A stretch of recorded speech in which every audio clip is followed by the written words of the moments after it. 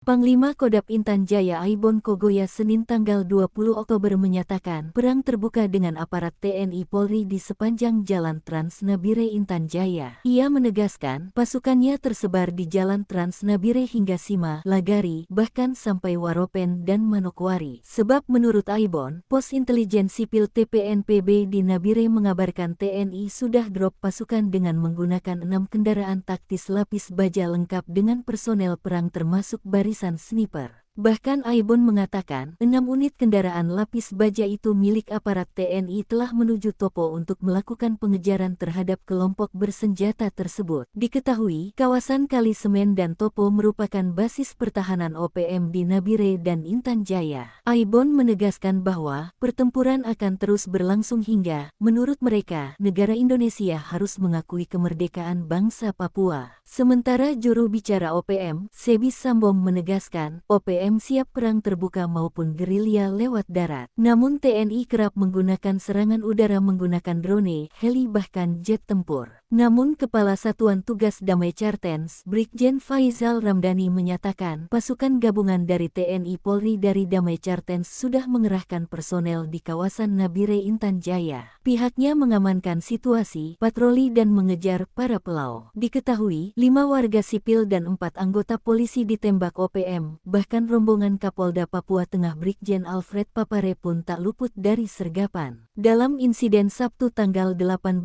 Oktober tahun 2025 ini, 1 dari 4 warga sipil tewas ditembak OPM. Sementara Minggu tanggal 19 Oktober seorang sopir dieksekusi OPM saat melintas di Jalan Trans Nabire